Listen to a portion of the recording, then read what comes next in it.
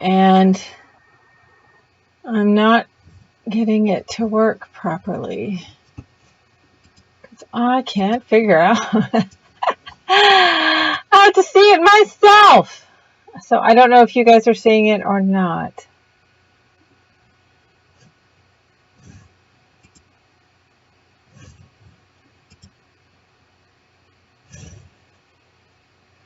That's not working.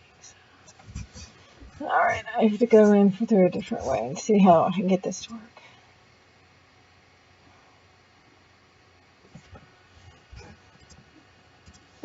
Just when you have everything figured out, they change it, and it really messes me up. Sorry if I'm moving the camera, but I need to see what I'm doing here.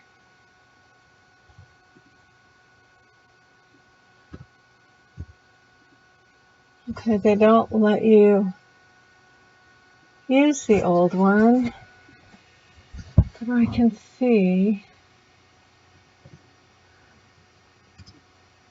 I don't want beta. It doesn't, it's very confusing. Classic, there we go.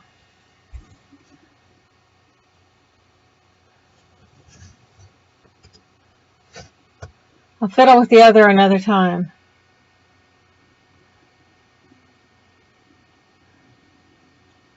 You can see me. I just couldn't see it myself. Okay, so we are now, there we go. Okay, because I was going to have to do all sorts of cut and pasting some stuff in order to get it to work. So, okay. Whew. Yes, you should have sound. I'm going to put recording on, so I have a copy of the recording. All right, so that's good. We're good. We're all good, finally. Okay. Literally, I'm ready to hit. Well, actually, I got it all set up, and then the computer had come on. My laptop had come unplugged, and that computer died. So I had to reset it all up, and I'm ready, just about ready to go. And Sarah texts me, and she needs somebody in her account. I had to run over the cash machine real quick because she's up in Vancouver. So, so after having spent the day running her up to her friend's house, coming back to pick up her passport, which she forgot, ran that back up, ran to Trevor, had to buy him some food because they were hungry, and come home in time to do all this. So I've just been like running crazy. All right. Whew. There we go. On the other chat, we cannot see you. Okay, so there's two chats. Okay, this is really confusing because YouTube Live has a new what they call studio page, and it's called Studio Beta. And it was really easy to stream from the standard one, but now they've got this new one, and it's really confusing. But it looked like there was chat available, so I left it on. So I don't know how many people are actually here?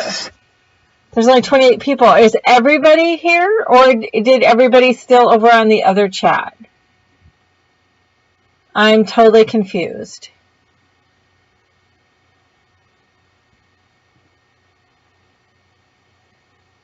Yeah, because the other one was the other broadcasting screen, and this is the old broadcasting screen. I just need to know if... this is going to be too complicated for some people, though, Christine. Okay, if you can hear me, what you need to do is close your chat window and restart it on a new tab. Does that make sense to everybody, what you need to do? So you need to close that window and restart it with the link. Can anything ever happen simple and easy? But I guess not. Heaven forbid that everything should go the way it should.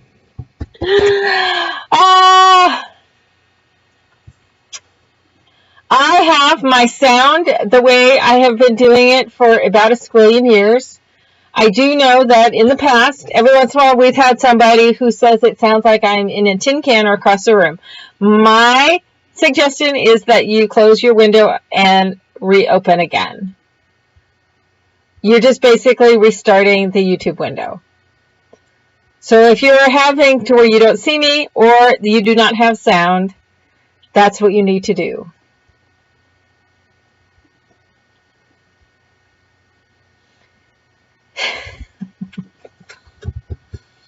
Life's so fun. Okay, can somebody go in on the other chat and tell them what they need to do? Because Scrapper Karen says there's 19 over on the other chat. So if somebody could let them know.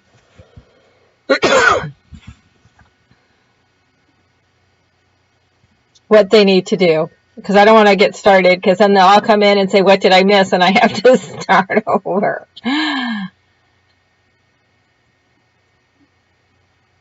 This stuff shouldn't be this complicated. I don't know why it always is. Oh, crazy, crazy, crazy. So,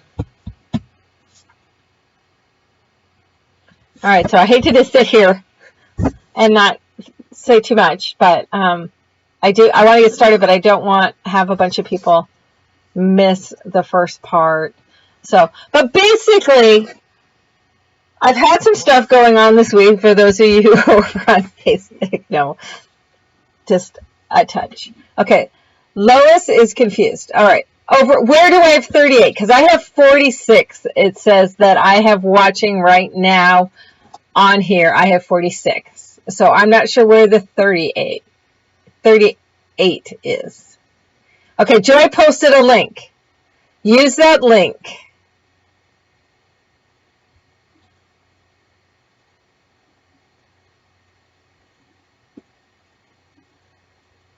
I know, Lois, I'm sorry. I'm not trying to confuse everybody, but this is what happens a lot with some of these services and stuff. Like, YouTube was working great. It was so easy. We've been on here about a year now on YouTube Live.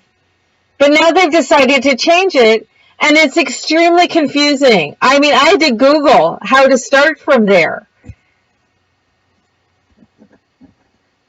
And Joy, that link does not work, it says.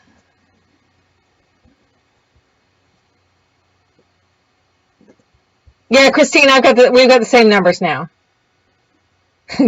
Lois says she lives confused. I do too, and then it's hard for me to try to explain to people what they need to do because I'm not always completely sure.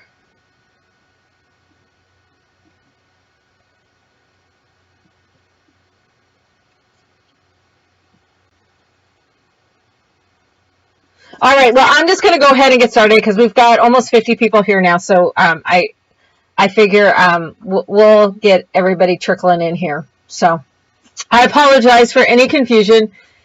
I don't know what I need to do differently. I personally, at this moment in time, I hate Google, and because I want to get my blog started again, but I can't get into it because it's off of an old email address, and I'm still trying to figure out how to get it. So I have my blogger on one email. I have my Google email address. Actually, I have two Google email addresses because it forced me to set up another one off of something else. I have my YouTube, which is also pre-Google taking over YouTube. I have all this Google stuff that's on different things, and I don't know how to connect them all together because I'm so paranoid that I'm going to lose my YouTube channel that I don't want to touch anything else. And so if there's anybody out there that knows Google and how I can bring everybody all together, I will love you forever because I don't know how to get it all together without losing. Because I don't want to lose my blogger, my Following the Paper Trail blog. I don't want to use my YouTube channel. And I pay for my Google email. And so it's just, so it's crazy. It's crazy when these companies take it over, but you precede that, and then it's just, So Google's not my favorite right now. So crazy, crazy, crazy, crazy. So, all right. I think we've got quite a few people here. So, welcome to any newbies that we have. Welcome to all, I won't call you my old friends, but friends that have been around, and they're faithful. I so greatly appreciate. I know I've been kind of absent a lot in the last few months as I'm kind of regrouping, kind of pulling things together. This is actually, we're coming up literally next month on my 10-year anniversary to paper crafting. I will be having a big celebration event later on in the year that will be an online event and hopefully have some sort of live thing going on next year. I had hoped to do a live event this fall, but with what I have on my plate right now, it's not something that I feel I can take away from everything else that needs to get done in order to organize. Excuse me.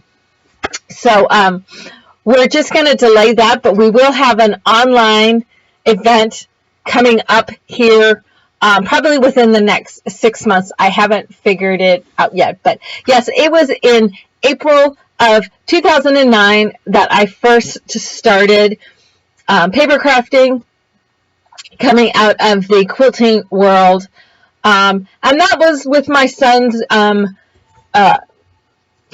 anxiety issues had come into play, and I needed to step away from my quilting business, and I needed something that was keeping me from going crazy, and I got started in paper crafting. I discovered YouTube videos, and I think I did my very first video in like August, I want to say, of 2009, and I started the live streaming shows in February of 2010. So back in the day, those days, you could do 10-minute videos on YouTube. So if you go back and watch some of those early YouTube videos, probably the first several years worth, you could do 10 minutes. You could stretch it to about 10 minutes and 50 seconds if you're real careful.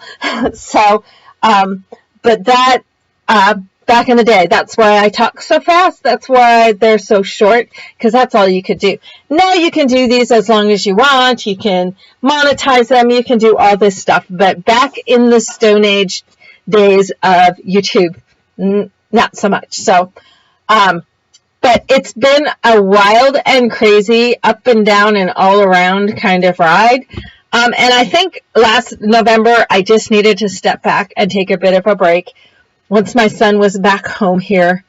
And so I took December off, I took January off, and I took part of February off as well. Came back for a little bit and then decided I wasn't really quite in the position to step back as full-time as I was. So I stepped back again. So hopefully we'll be doing at least a regular Sunday show. The Wednesday shows, I'm going to hold off on those for a while. My husband is now working second shift at Boeing, which is 11 to 2, and he is loving that and might stay with it. He was supposed to just do it temporarily for 3 months, but he's enjoying it.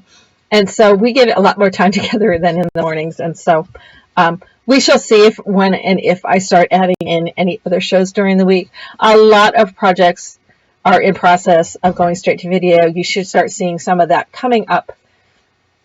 And so I'm excited. I'm making great progress on getting some stuff done that's gotten held up over the past several years, and we're getting there. So it's awesome. So we're just going to move forward from here. Now, I thought, what can I do to start back up again? The last few shows that I've done have been just kind of what my What's Up Wednesday used to be. For those of you who've been around for a while, I used to do a Wednesday YouTube video. It was just a small, easy, quick type of project.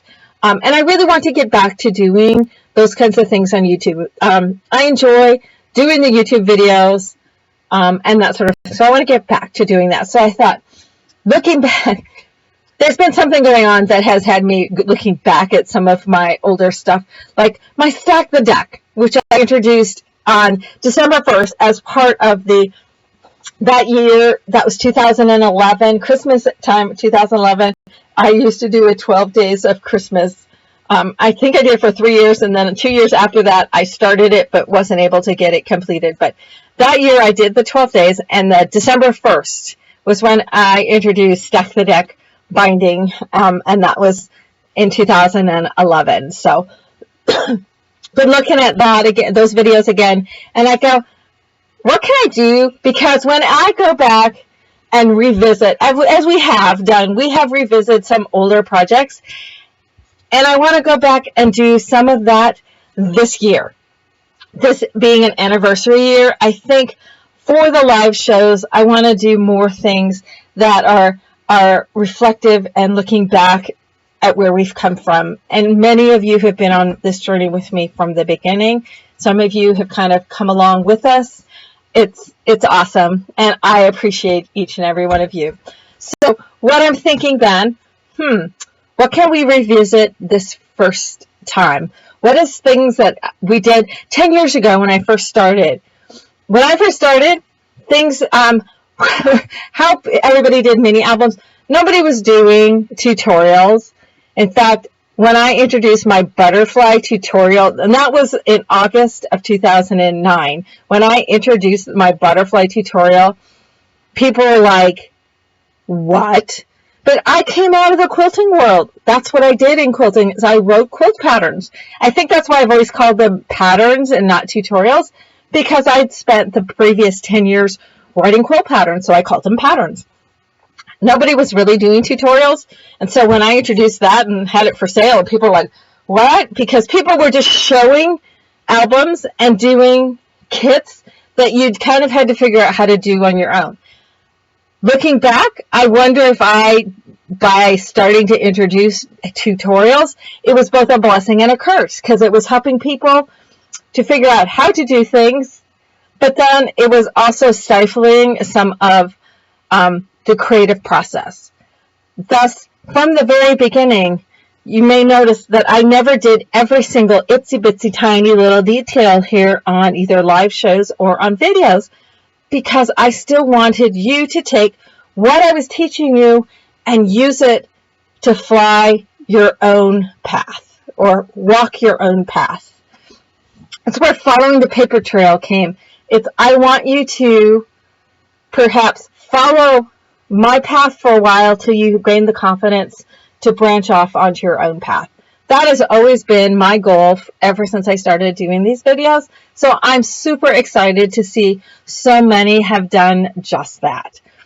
But I'm digressing again. If you know me, I do that all the time. So when I was looking at some of the stuff that was from those early days, paper bag albums were hugely popular. When I first started, the video that I did of how I do my paper bags, it was a Halloween paper bag album, has close to 500,000 views. It's probably one of my most popular videos that people have watched. So it made sense, hey, let's go for a paper bag album. Now, nobody was using Michael's paper bags, and Michael's paper bags no longer exist. But in those videos, it's the Michael's paper bags. Today, I'm just going to use your basic larger size Kroger's lunch bags. So you don't have to go to anything place special to get paper bags other than the grocery store. So we're going to do a paper bag album. And then I got to thinking about, okay, when I first started, everybody did ring bindings. And then we all started doing all sorts of other things with bindings. Stack the Deck, as I said, I introduced in December 1st, 2011. And there was accordion bindings. I have an accordion binding on my purse, one of those very first projects I did back in 2009. I have an accordion binding on that. All sorts of different kinds of bindings. And as I have said from the very, very, very, very, very beginning on bindings, is they are all derivatives and variations on bindings that have been done for centuries, if at least decades, but for centuries. And so as a result, just like today, whenever I show you how I do a binding, I do that freely and you can use it. People have shown it. People we now know have made dies. So that one bothers me, but it is what it is. But I truly think sharing what I can brings back to me far, far more than I could ever give away. So as I have with all of my bindings, I've always given those away freely for you to use however you choose. Today I'm going to introduce you to what I'm calling Stack the Deck again, because I basically took my Stack the Deck binding and said, how can I do this in a similar fashion but a little bit different? And I was originally making it to where it's stacked somewhat like it does now, but then I started thinking one of the drawbacks that I always had with Stack the Deck is because it was channels, it always was pages in pairs. And if you want to do an odd number, it was challenging. It had to be 4, 6, 8. So I'm doing a stacking type of binding today that uses single channels. There's no complicated math. There's nothing that makes it difficult. So I want to show that I will be leaving this video up here on YouTube, but I will also be doing a separate video, hopefully this week, showing how to stack the deck again. And then we're going to turn this into a paper bag album. We could use envelopes if you want, because that was the other thing that I did a lot of stuff with envelopes. And I'm also going to show you then a way you can use it with full pages and not just the fins or hinges, as people call them, with envelopes. So that's basically what we're going to be doing today. So, sorry, I have not even looked up to see the chat. So, okay. So I'll have to go back and watch the video, because the video that is going to stay here on YouTube will be still has the chat attached. But I'm also recording so that I have it up on my website down the line. So we will be doing this video will stay up on YouTube. So I just turned the comments off because a lot of people don't like these longer videos because they feel that, they're too long, and then I get griped at. So I'll just turn the comments off. If you have an issue with anything, feel free to email me directly. I have no problems with that. So, alrighty.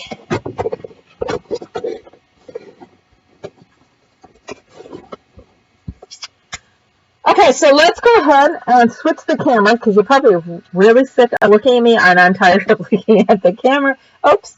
Hello. You just get a different view of me, because that slipped down. Okay, come on, cooperate, camera. Okay, trying not to get rumble. Come on. Why does it not want to cooperate today? Why is this day just going this way? Oh, come on, stay up. Why do you not want to stay up? Oh, okay, there. We'll do that. Whoop. I had this all set, and then it decided to do its thing. Come on, quit sliding, you silly thing.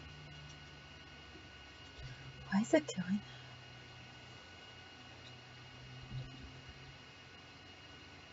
that? There. I think we're good. Okay, so I'm not going to touch anything more. You know what? That's the one thing from the very beginning with my YouTube stuff. I'm not a, I don't want that leg really in there. Let's see, can we do, I've never been one, there we go. I've never been one to edit, change, add anything to my videos. What you see is what you get. So,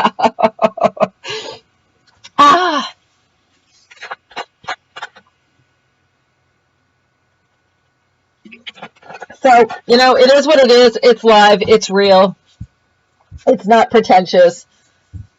You may say it's not professional, but, it is what it is. Alrighty. Okay, so, to start with, I think I'm going to use black. Probably not the best choice, but for the album, it's what I want to use. So, pull in a sheet of black for my binding. All right, so I am using these larger paper bags. Whatever you're going to use, whether it's paper bags, whether it's envelopes, whatever you're going to use, whatever your height is, that's approximately a little bit less than that height is what the height or the height of your binding needs to be. These bags are about 6 1/8, so I'm going to make my binding height 6 inches. If I decide to use envelopes, okay, this is like 6 1/2. So I want to go a little bit less than that. I'd probably make my binding 6 3/8. You don't want to measure that? You can just lay this onto your paper with whatever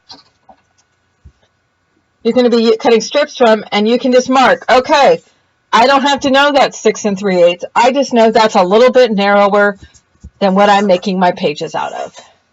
So I'm doing my bags. I can lay this on from this edge to how wide I want it is like right there. Don't have to give it a dimension. It can be in centimeters, it can be in inches, it can be in whatever you want, but you don't have to figure out, it doesn't have to have a number. You can just put a mark there. So if that's how high, how tall I want those to be, how my binding to be, so I'm going to cut this strip to that height. And that's the height that it needs to be for my paper bag. Slightly less than the width of my paper bag. Okay, does that make sense?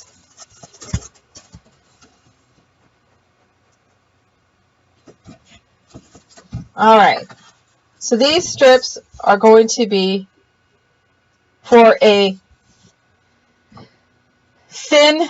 I call them fin, other people call them hinges. You can call it whatever you want. I'm calling them fins, so for each fin, I'm cutting 1.5 inch strip. All the strips are the same width. With Stack the Deck, we had them progressively 1/2 inch, either wider or narrower, depending on how you looked at it. With these, I'm just cutting them all the same size. If I want to do 4 pages, I cut 4. If I want to do 5 pages, I cut 5. If I want 6 pages, I cut 6. And so on and so forth. So I'm going to do 6 of them. 1.5 inch by the height that you need them. I've got to hear what this, I probably have heard this Baby Shark song, but I can't bring it up in my head what it sounds like. I probably heard it and not really realized it. So if you want to think Baby Shark song for Stack the Deck again, that's okay.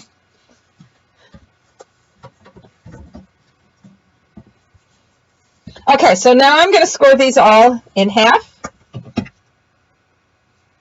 And then I'm going to take and score the half in half. So if I'm scoring this in half, and this is 1.5 inches, that's at the 3/4 of an inch. And then I'm going to form 2 3/8 inch sections. Now, I can also, optionally, from that center line, score 1/4 inch over from that center line. Now, I'm going to go ahead and do that, and I'll explain why that's optional and what that forms.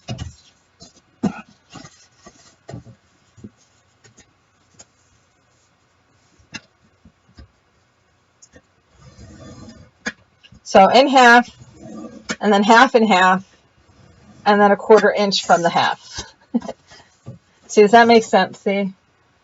So it's at the center line halfway, which is at 3/4, and this is 3/8 of an inch in, or halfway between the center and the edge, and then this one is 1/4 inch over from the center. This 1/4 inch one is optional. You don't have to have it, but I like having it. So I'm going to score all of these.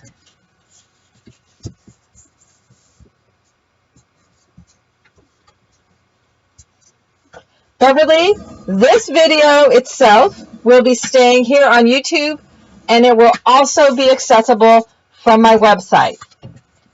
Many of the streams that I have done over the years, both here on YouTube and on Ustream, are over on my website under the Archives tab. If it's a freebie type of project like this one is, I leave it up on YouTube publicly. If it is a project that I have for sale, I prefer to have those available through my website, and you can access them there. On my website, not all, but a majority are in the Archives tab, and they are also typically posted on the schedule calendar. You click on the schedule tab, and for the date of which that show is live, the video will be posted. A link to the video will be posted there. So you can see it here on YouTube under Follow the Paper Trail, which is my channel, which is what you're on, or you can go to lauradenisondesigns.com, my website, and either under the Archives or in the schedule. Now, I have a stretch in 2016 and 2017 where they are only up in the schedule, and I need to get those transferred down into the Archives. But that's just another thing on my long list to-do list. So I will eventually get those all transferred down. But if you're ever having difficulties finding the video for a project that you wish to see, just let me know, and I will get you a link. If it's not shown in the Archives, then just let me know, and I will get you a link to that video. So, all right. With this now, we've got these all scored. We're going to fold at the center line, and we're going to fold it in both directions. You may, if you don't put this extra 1/4 inch on, you can leave this just the way it is right now and fold it. Or if you are using that extra fold, fold that. This fold that is marking the center of the section between the center line and the edge, this fold, we're not going to fold on that. That's more of just a marking. So we're going to fold it along that center, fold it in half. I'm going to fold it back both ways. And then I am choosing to do the 1/4 inch break hinge.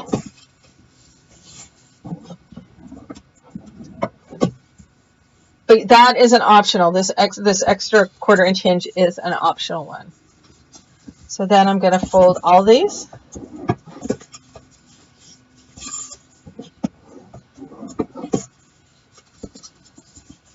But that 3-inch centering fold, you don't need to fold on that. That's just a marking. It's not necessarily a fold. So you're only folding the center line and the line 1/4 inch from the center line.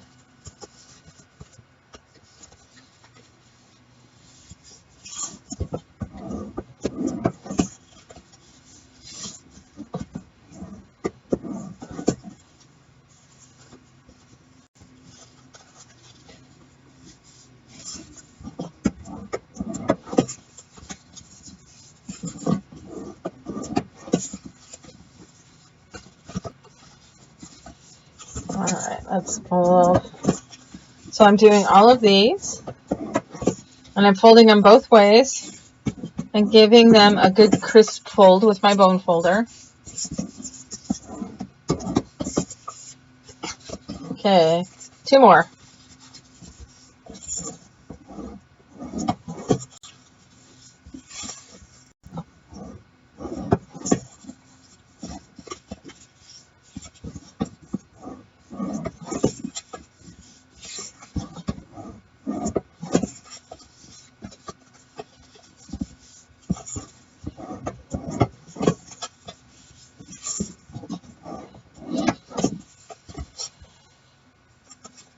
Joy is posting links for my email address if you need to contact me directly. And she's also for our Paper Doodles closed Facebook group. You can also, she's posting a link for that. Is if you're not a member of that and you would like to join, you can click on that link and put yourself in for consideration to be a member. All right, so I have those 6 all ready to go. So now I'm going to lay one of them down, and I'm going to have my center, the optional second line over, and those are going to be to the right of it, and the one that has the unfolded score line is going to be on the left side. So I'm going to fold this one at the center line. I'm going to add some score tape or glue, whichever is your preference, in that 3/8 inch section next to my fold. I'm going to do that with all of these. So it's next to the fold on the half that has no fold on it.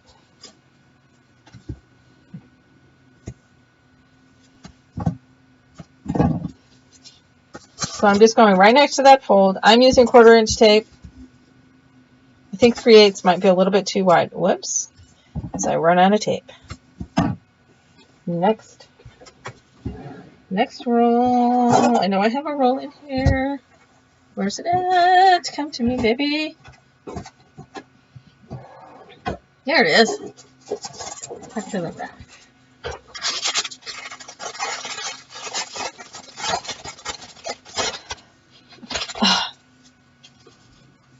I love the smell of score tape.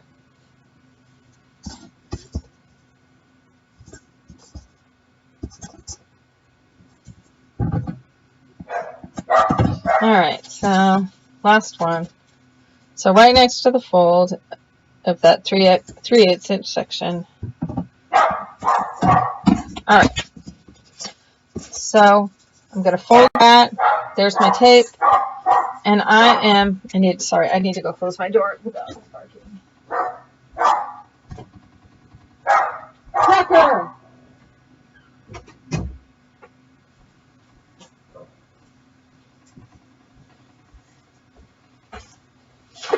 Alright, so I'm going to take this fold and I'm going to lay it along that score line. Here's my score line. There's that fold. So here's this fin and this fin.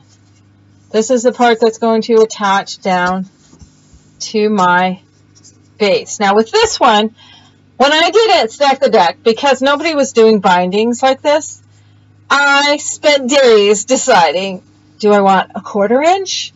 Do I want 1/2 inch? Do I want 3/8? How wide do I want this to be? In those days, we weren't doing quite as many flips and flaps and folds and fadoodles and doodles and boobles and all that onto our pages. So 1/4 inch on each side of the page seemed plenty and sufficient, which is why the original Stack the Deck has a 1/4 inch. Obviously, you can make the channel wider to have more space. On this one, I've just decided, with the fact that our pages have so much thickness to them because we put 14 flaps on them, I decided to go with the 3/8. You can also do a 1/2 inch. You just need to adjust accordingly. So,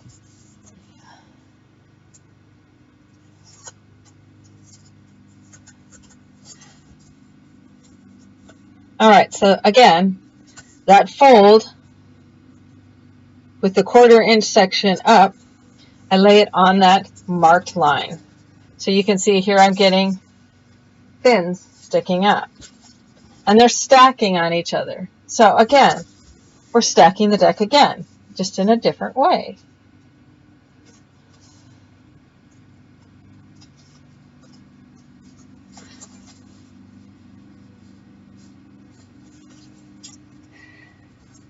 The dogs may have changed, Leslie, but the same chaos ensues in my house. With my dogs have set off dogs of the people watching my YouTubes and live streams for years. So the dogs changed. The chaos in my household remains the same.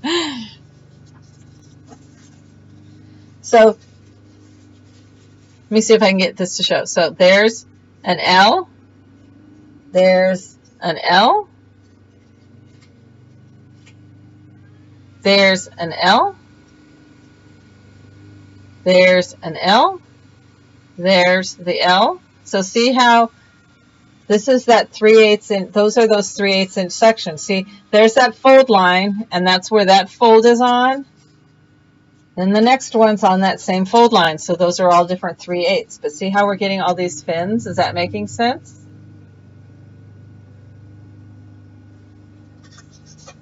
This is stack the deck again. It's just a different stack. So I'm folding these in half, the section that has the tape on it, because this is the section that's got it a score line that you're not folding down the middle. The other half, I have this optional 1/4 inch score line that I did fold.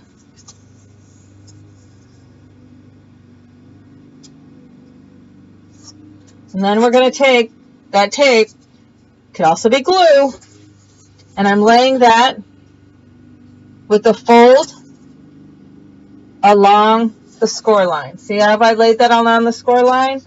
You fold this up, and there's that 3/8. Okay, I've got my 6, but I don't want this sticking out this far. So this last section, I'm going to fold under. So then this page, this fin, has 3/8 on each side, 3/8 on each side, 3/8 on each side, 3/8, 3/8. And then our last one is not going to have the 3/8. You can always add a section on there if you choose. So this last one, I'm just going to add tape to it. It's going to fold under.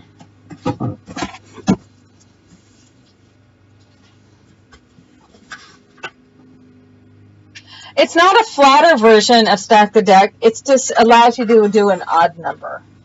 It's still a stacking fin binding. It's just done. So it's a stacking fin. So all of these have, other than this section, this very first section, all of these are double layered. Now, these fins can also be reinforced with what my favorite, stick tape, hockey stick tape. If you haven't seen hockey stick tape, you can go to another video here on YouTube recently where I showed you how to do a binding with hockey stick tape and where to get it. I'm not going to go into another spiel about the hockey stick tape, but you can reinforce these fins with hockey stick tape, which is basically a cloth tape with a really strong adhesive on it. You can reinforce it by gluing down ribbon. You can glue down fabric. You can glue down Tyvek.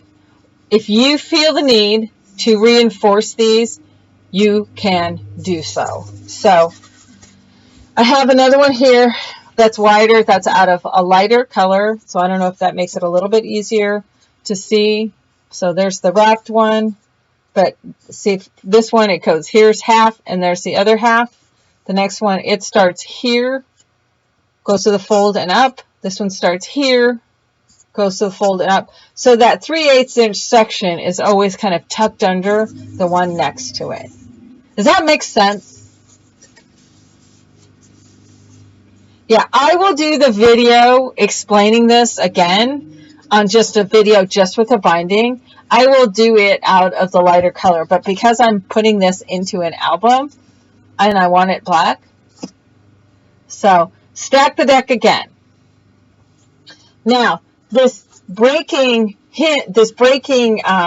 fold in here is I bring my pages down to just there, and it allows that page to, with all of the stuff on these pages, allows the fin to have a break line in it, so that it will end up laying flatter, and you don't get V's in all of it. This effect is also is created when I've done all my fin stuff out of fabric. The reason why I leave 1/8 to 1/4 of an inch gap in there when I've done fabric fins is to allow that break point. So I've never had problems with a single layer fin, but as I said, you can reinforce that by attaching the cloth tape, stick tape. You can attach glue on ribbon, and that can be seam binding ribbon, that can be organza type ribbon, so if you want it real lightweight, or it can be satin ribbon. It also adds another kind of element because it will show, but that will protect the fin and keep it from tearing. because that strengthens it. If you like to use Tyvek, you can use Tyvek. Any kind of cloth, like I said, cloth, ribbon, tape, Tyvek, any of those if you want to reinforce it. I have had my albums go through complete hell and back, being at CHA, being in stores, all of that, and I have yet to have one rip or tear. But I know people have that happen and they want to reinforce it. So I'm not going to tell you shouldn't, but absolutely you can do whatever you choose in terms of that. You can use to attach these together. I'm using score tape. It's quick, it's fast, it's easy. But I also know score tape doesn't work in every climate. So you can glue these as well using your favorite type of glue. There's really no rules in terms of that sort of thing. Also, when you're attaching your pages, you can attach them with score tape. You can attach them with glue.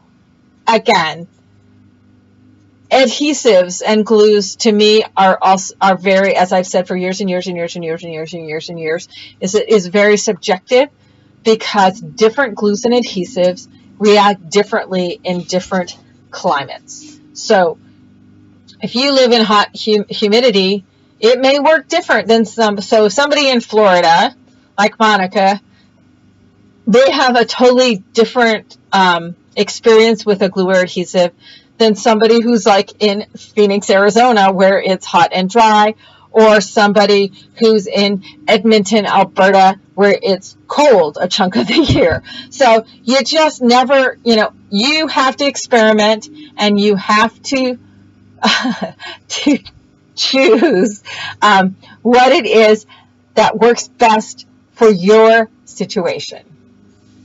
Okay? If you have a lot of buffering, Deborah, potentially that is from your internet.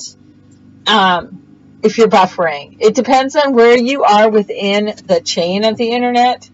If you're close to where they I don't know what the term is, they send out the juice, you have stronger internet than those who are at the tail end of it's kind of like, you got a string of lights. The one at the very end gets a lot less juice than the one at the closest to the source of where it is. So, unfortunately, there's not much I can do to help you on that. That is, unfortunately, a situation that's on your end. And I wish I could help. So, now, you don't have to do a thin type of binding for this because, excuse me, but this is great. If you want to use any of the, just a second, I gotta take a sip of something. I gotta tickle all of a sudden. The allergy season is starting early.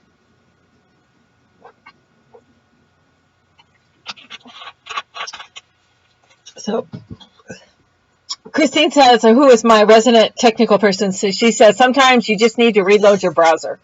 I don't really know what that means. Somebody else says refreshing usually helps the buffering. So anyway, now I have been using Fin base bindings for, a squillion years. I have my 3 Stack the Deck systems, which is equivalent to about 60 plus different kinds of pages that can attach to a Fin base binding. Any Stack the Deck page can attach to this type of binding. And then you take it and double the sizes on the Stack the Deck. That's like 120 pages. I never took statistics, so I don't know how many combinations that gives you, but that's a lot. So, Christine says, close the browser and reopen it. In other words, just kind of restart. So, you won't miss anything, Deborah, so you're good. All right, so you can attach any kind of page that you use for Stack the Deck or T-Square or any of these kinds of bindings that I use that attach to a Fin. Your pages can attach to this binding. Now, if you want to do as a full page, you can do this exact thing attached. So you can take a full-size 8.5 by 11 sheet and attach it, or not attach it, but just do the folds here. So I've done the 3/4 inch fold and the 1/4 inch away from that fold, and then my marking score line at the 3/8 inch line. So let me show you another page, and we'll attach these two pages together, and this gives you a full page. So then I'm going to score at 3/4 inch, which is the 1.5 inch strips that we did. The 1.5 inch strips scored in half. And then I'm going to put on the side of the page, if I'm doing the optional break score line, at 1/4 inch. And then I have this 3/4 inch tab section, and I'm going to split the difference on that at 3/8 inch. So I've got 3/8, 3/8, and an optional 1/4. This 1/4 does not have to be here. You can just have that fold line. So let me do like 2 more sheets of that. Let me grab 2 more sheets of parchment.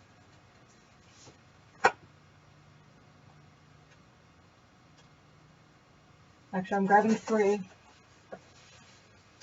And we'll make it a 5-page album. So we'll have one that's odd, one that's even. How's that?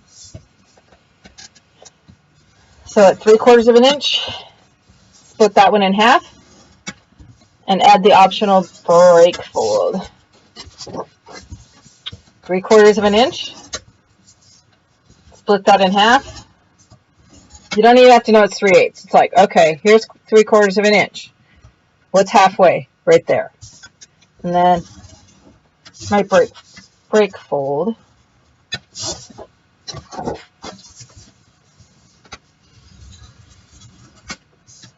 The break fold and split the difference.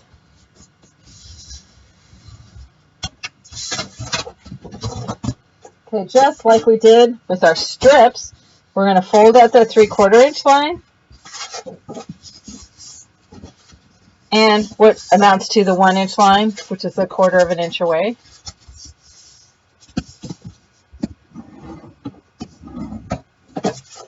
So the page is essentially the fin.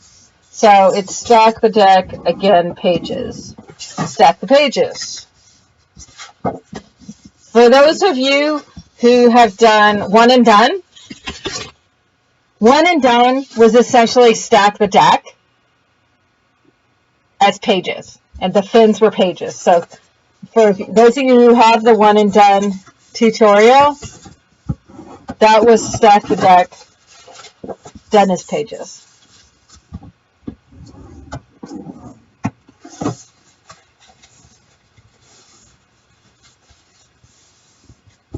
Yeah, I know.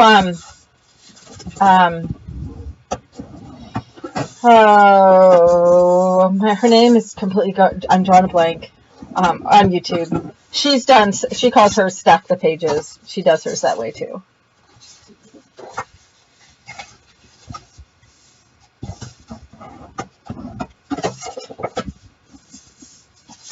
If you do small albums, doing them as pages with Stack the Deck works great. Otherwise, you got to splice them together if you're doing larger. And I think that's why I kind of got away from doing that for larger albums, because like one and done, it's a pretty tiny little album. And you could do it out of a 12 by 12 sheet.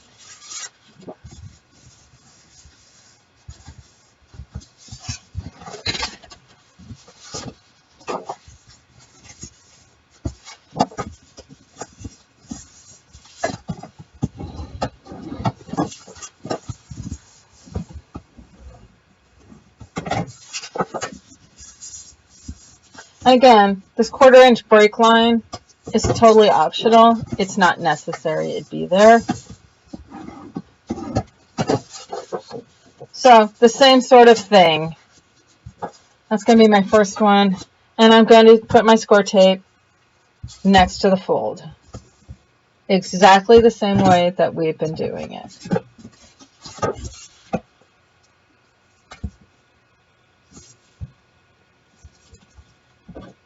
Genevieve, that's who it is. Thank you. My brain was going. I was like, I can picture her. I can hear her voice. She's a lovely woman.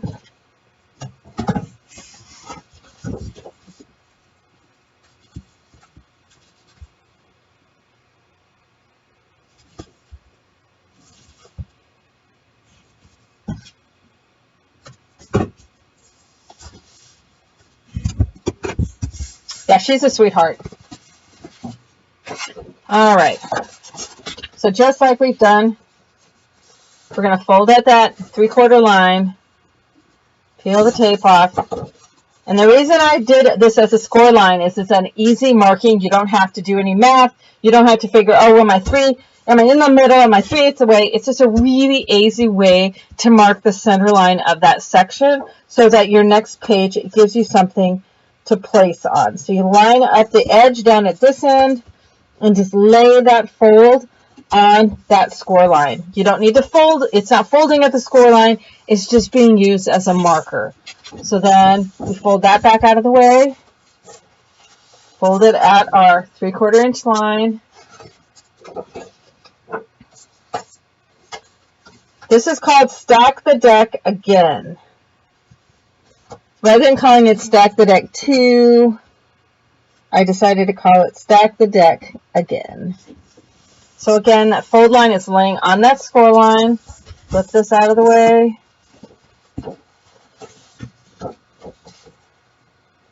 Half St. Bernard, half Rottweiler. No wonder you call him a horse dog. Oh my goodness, Monica. I don't even. Oh, I bet you he's a slobbery mess. No wonder you call him a horse dog. Oh my goodness. All right. So, the thin one, we did that 6. This one's going to have 5 pages.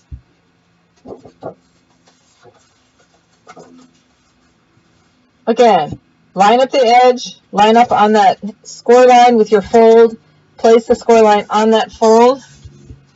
There we go. Okay, so then we've got this one left over. Fold it under to the underside. Flip over.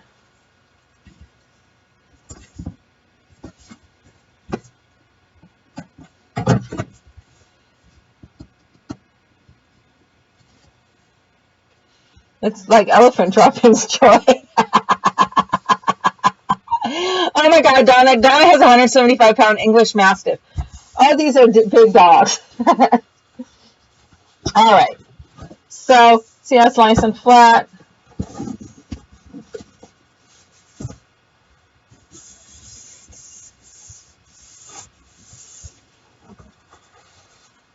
So there you can see it here in the full page type version. So you can see here's that L, here's the L, the L, the L, and the L. I could still add pages onto this, but this is with the 5 pages. So then, again, you don't need to do math.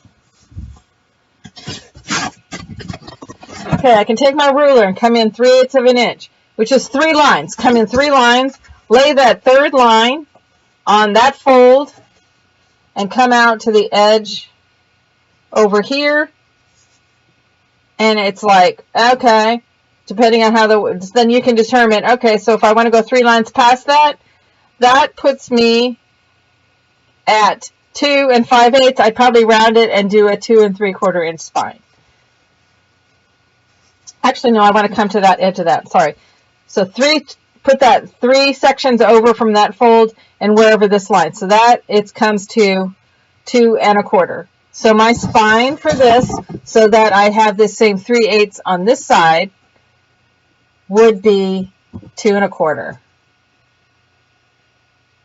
Because I just go 3 lines past, which is 3/8 of an inch. So 2 1/4 for 5 sheets. This one I'm going to have 6. So measuring from this fold, and then I need to go 3 lines past on this side. So it's 2 3/4. So 2 3/4 inch spine for 6 pages. 5 pages, I'm doing 2 1/4 spine. Does that make sense?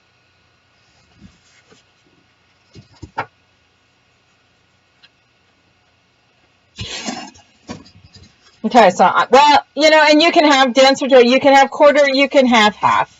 I mean, you can have quarter, you can have 3/8.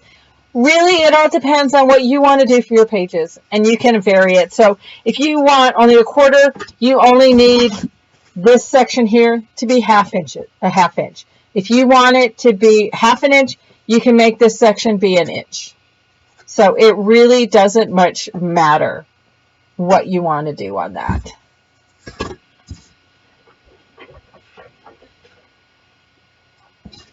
So now I'm ready to start attaching some pages to my fins. So again, I'm using these paper bags. These are Kroger's. And these measure 6.5 by 12.37, which is like 12 and 3/8 of an inch. And then they're 4 inches deep, but that is how wide the base is. So these are 6.5 by close to 12.5. And I'm going to use 2 bags for each of the pages. So I have some pages here. I have a page here that uses 2 bags. The first bag is going to have where I've taken the base where you've got this section under here that makes a great little pocket. So I'm folding this so that the distance here and the distance here is about equal. I'm going to attach these sides so that I've got a pocket here that's short. I got a larger pocket here, and then I have the main bag pocket right here, which with the gussets becomes like 2 different pockets. On the flip side, I'm having another bag that I'm folding right at this bag fold. I'm going to glue this down, and I'm going to cut this open so that this becomes like a flap, but it's also going to be a pocket. And then I've got this surface area here and the large paper bag section there. And then I'm going to put these 2 together, and I'll attach them together so that there's the 2 openings into the paper bags. That's like 4 sections. But at the bottom, I'm going to leave open 3/4 of an inch-ish or so, because then that can go on the fin and attach. Now, this is attaching at or above, just above that 1/4 inch line. Again, it's kind of a marking that doesn't have to be there because these can lay and hinge, but it's kind of nice if it has an extra little hinge in there. Okay? So we're going to take the first paper bag and we're going to fold it. And it doesn't matter what size your paper bag is, because you have your base of your paper bag, and I want this section and this section, and I'm just eyeballing it to be approximately the same width. If you're really particular and need that to be exactly the same, then by all means measure. But I'm just folding it to where this section and this section with my bottom of my bag up are approximately the same size. And I'm just going to fold that in half. Okay? My second bag, here's my bottom. And I'm going to fold this around the bottom so it's nice and snug. And fold that right there.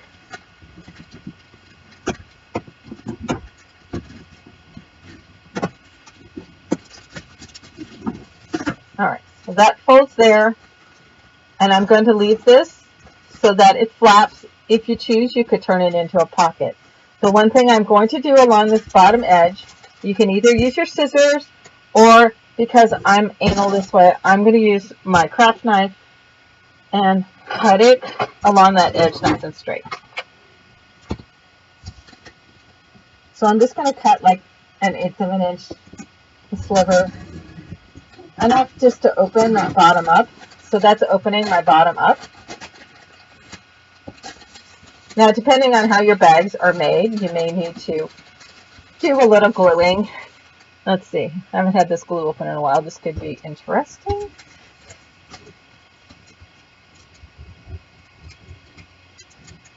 Okay, so we're going to attach that just because, you know, these are lunch bags. They're not exactly made to do that. Okay, so I want to glue this down a little so it's nice and smooth, because these bottoms can be somewhat messy. So I just got to glue parts down so I don't have extra little flippy flappers. But see, I now have a double pocket down here as well, because it's got that little divider in there. So this becomes on the back side a flap and a double pocket. Okay, so this is my back. This one's on my back, so I'm going to put that one down. This one I'm going to put on. Actually, I'm going to have my opening over on the right side. I'm going to put this one down. This one's going to attach on the top of it, like so, so that this is nicely stepping down. So we got a pocket, pocket, a pocket, and a pocket. Okay, does that make sense? So I'm going to flip this down this way, and I want to put a row of glue about 3/4 of an inch up from that fold. And then I'm just going to go all the way around. If you want to go across, feel free, but you don't necessarily have to. So then I'm going to line this up, the edges and the folds. One of the beauties of paper bag albums is they don't have to be perfect.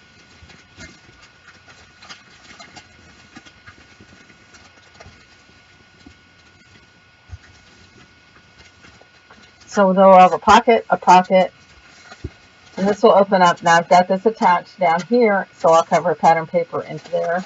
And then as the page flips, there's paper bag pocket. Here's the surface area, and here is this pocket, but I need to attach this down. So put a little glue on that, attach that down. So then this becomes a pocket, and that is my page. Okay, so that makes sense to everybody, and this is where we can attach them to our binding. All right, so 2 more.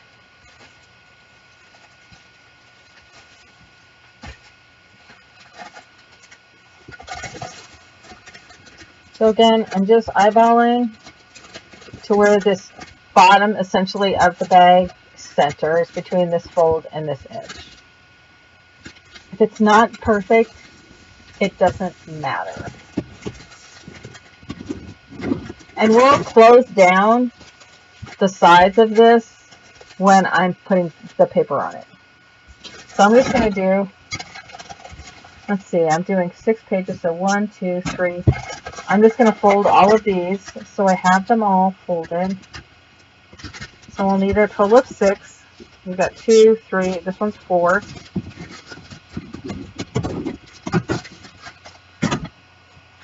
I know, that's why I said, you know, something old is new again.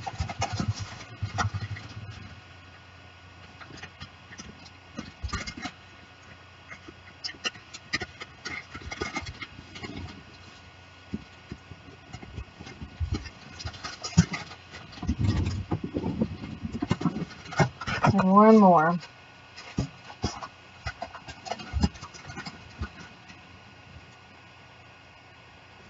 Well, I know I about cried when Michael stopped making their paper bags. It was like, are you kidding me? Because one of the things about the Michael's paper bags, and I still have a stash of them, one of the things about the Michael's paper bags is they were much less irregular than the lunch bags. So if you're somebody who was definitely into like it to be neat and tidy and precise, those were the way to go. And they all came in colors and all that kind of stuff. And I tried for years to find an alternative.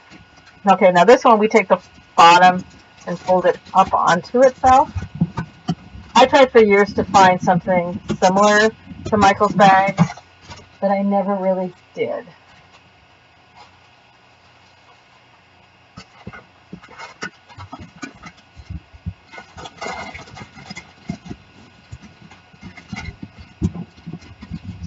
I found these at the grocery stores. Yep, these are just at the local grocery store. 3, 4, 5. I need one more. That one's kind of mangly.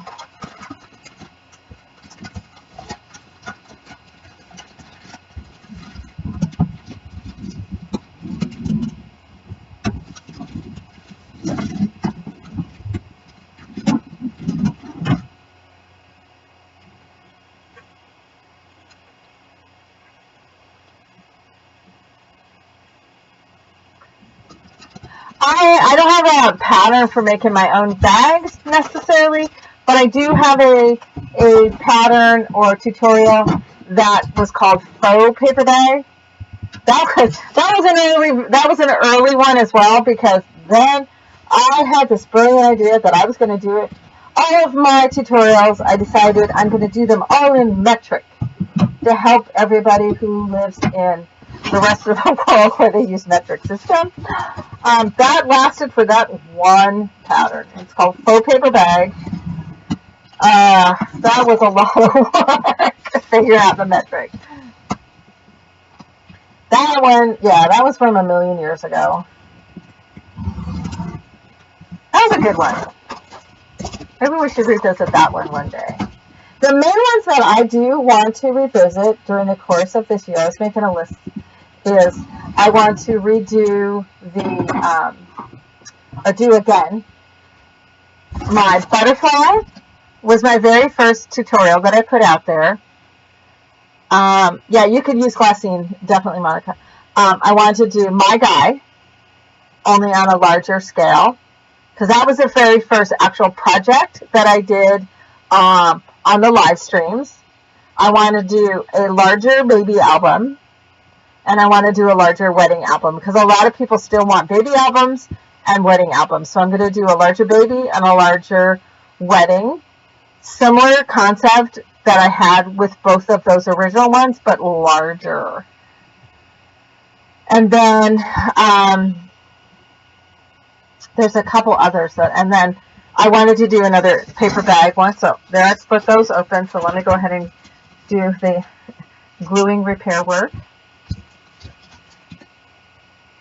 But yeah, back in the ancient days, that faux paper bag album that Deborah's mentioning, I did that mainly because so many of the Australians and Europeans also in those days lamented about the lack of paper bags. And so I wanted to do a project that gave the effect of being paper bag without literally being paper bags.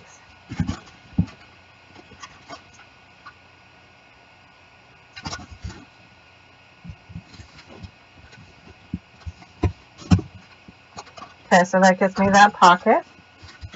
And then I need to glue this down here as well.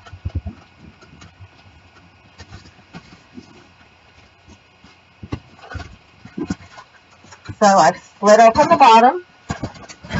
And then I just have to, and it'll vary from different bags. Some bags you don't have to glue these little tabby doodles down. Some of them you will. It just depends on your bag. You can get, yeah, paper bags. You can get paper bags at the dollar store. You can look there too.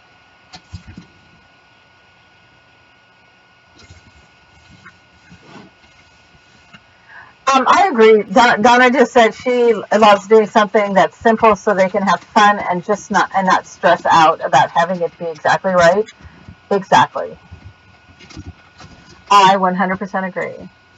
Is faux paper bag still available? Oh, absolutely. It may not have a picture still up, but it's called faux paper bag. I will dig it up, the actual sample, and show it on one of the next shows. I'll try to remember to do that.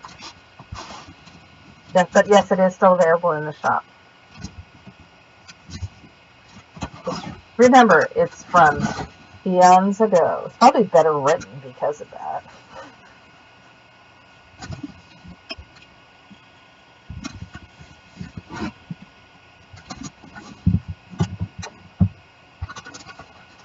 So again, it's got the little dividers in it.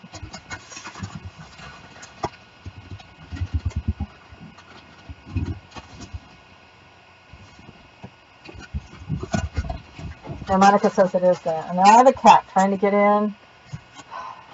It's a virtual menagerie around this house, I tell ya. Those of you who follow me on Facebook know that Tigger, our only male cat, has decided he is the great hunter, and he's been bringing snakes in the last 2 days. Fortunately, none today. I can do spiders. The only bugs I can't do are grasshoppers, and he's brought grasshoppers in the past, and I chastised him for that. But yeah, well, he brought garter snakes in. this did not bring me much in the way of great joy. So he and I have had a little discussion. He's been in the house most of today. Okay, so there's that, and that folds up. Okay, so we're going to take this, opening to the right, that down, opening to the right, 3/4 of an inch up from the fold, and go around the perimeter. If you want to do an X, you can do so. Don't have to. You can also attach this, if you prefer, with score tape. I'm just deciding to do glue. So I'm going to line up that fold at the bottom, line up along the sides, attach it on.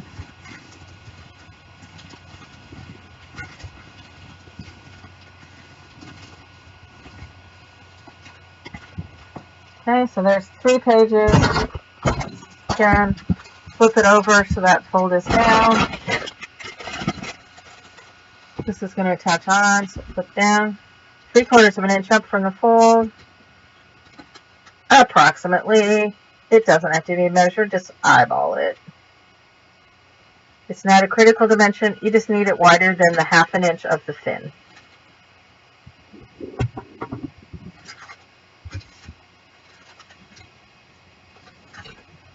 The beauty of glue versus score tape is you can wiggle it around a little for a few seconds.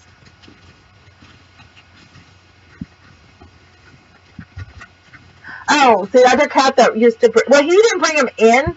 Our old cat, for those of you who've been around for a long time, I've talked about Sneezer, who was our cat prior to these other cats that we had. We had Sneezer, and we got Sneezer when Sarah was about 1 year old. And then we got Isis before. Isis was not a good thing. We had Isis and Patches. We still have Patches. Isis was Trevor's cat, and she died of congestive heart failure a couple years ago. But Sneezer we had for a while, and then he just did not come home. He was an indoor-outdoor cat. He just didn't come home one day. But when we lived in the house that we lived in before this one, we lived next to a green belt area. And he used to bring bunnies, chipmunks, squirrels, all sorts of birds. We watched him take a bird out of a tree 10 feet up once. He was quite the hunter. When we first moved to this house, he got a grouse, which is the size of a chicken. He brought back a full-size rabbit. Fortunately, he always left everything out at the front door for us as a gift. He didn't bring it in. Other than he brought home a squirrel one time and brought it into the garage to play with it. And that one took my husband quite a bit of time to figure out how to get that silly squirrel out of our garage. So, squirrel was terrified. My husband took some boxes. It was hysterical. He took a bunch of boxes and made kind of this, not a tunnel, just a channel from where he was hiding behind a box. That's where Sneezer had him trapped. And we threw Sneezer into the house. And then my husband spent quite some time making a channel to the doorway of the garage to where he was supposed to just run down this channel. But instead, I was going somewhere. I had a dress on, stockings and everything. I had a dress on to leave for something. I think it was when I was doing Mary Kay and I had to go to something. And so I came out to see how it was going. And he goes, well, hey, hang here. Let's see if we can get this. Let's see if the squirrel runs out. He moves the box. The terrified squirrel comes running out, starts down the channel, runs up and over one of the boxes, down my leg, and across to the other side of the garage. I'm going, now you should have made it a tunnel. You should have covered over those boxes so that he just went down the tunnel. But he just went up and over the wall that he created. Literally, I can to this day remember that squirrel running down my leg. So, yeah. So that was loads of fun. So, anyway. So there's all of my 6 pages. So it's going to have pocket, the pocket, pocket, flip over, and then it's got a pocket that's a flap. And then this is going to attach to my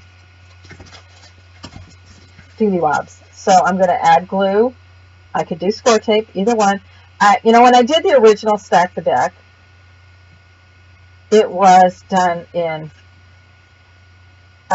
with score tape, and I got a lot of heat about that it was too hard to do with score tape. You can do it with glue. So I'm going to just attach this. This is going down to that fold line, and I'm centering it. It goes, hangs over a little bit on each side, but I'm just going to then attach it. And if you don't have that fold line, just attach it 1/8 to 1/4 of an inch up from the fold. You want to move into my house. It's a crazy, crazy, wild place.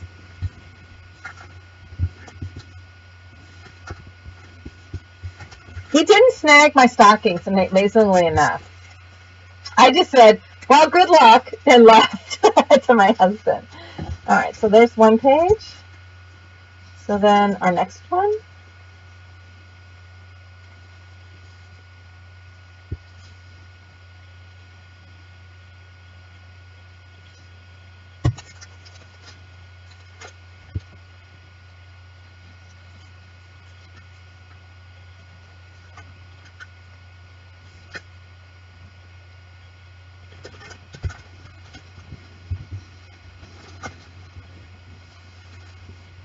The craziest squirrel story that I have ever heard. Oops, see, I did those back to back. Let's see, can I get it off real quick first?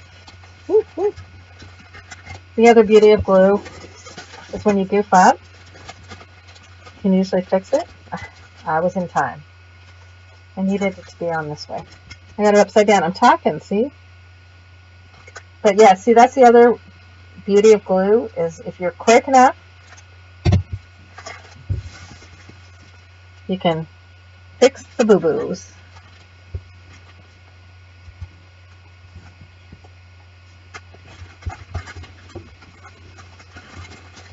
Now, but the funniest story, now that I've got that fixed, the funniest story about squirrels was Trevor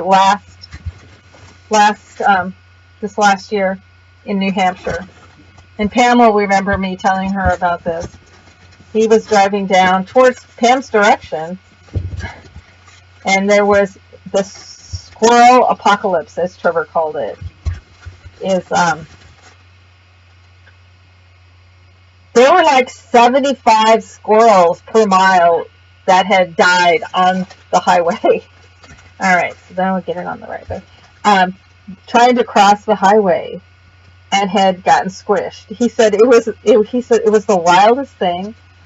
He just called it squirrel apocalypse because there were so many dead squirrels. And I read about it, and it was because of the mild winter they had had the year before in New England.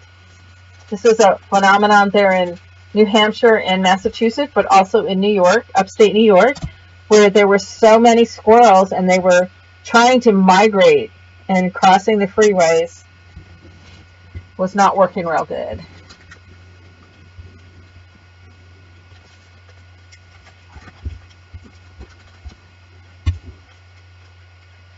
Are those Canadian squirrels crazy too?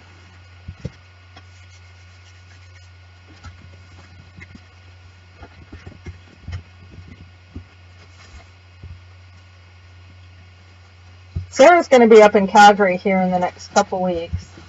She'll visit her boy. All right.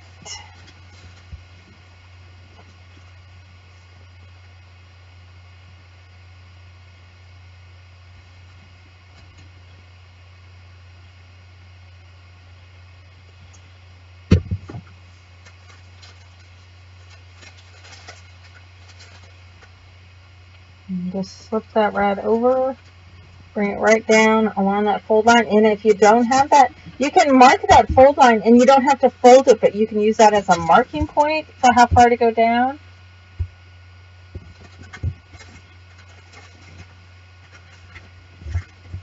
Make sure that's attached on both sides.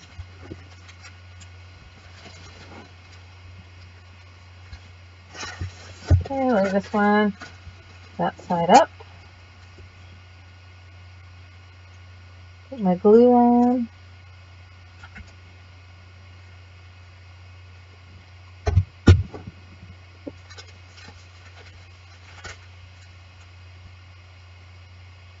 Yeah, turkeys. Sarah was so mad. Every time she went back with me when we were getting Trevor set up, because Trevor's playing hockey back there. Whenever we would go back there for something, Trevor and I would see turkeys, and Sarah, the couple of times she was able to get to go back, she didn't get to see the turkeys, so she was very frustrated. She wanted to see a turkey, and Trevor saw one the very first time we went.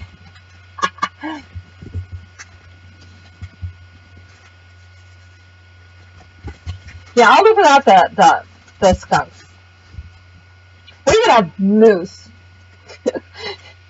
in Alaska, where I'm from. We'd have moose across the road. I always had a moose in my mom's yard when I'd go up to visit her. She had a moose that spent the winter in her backyard.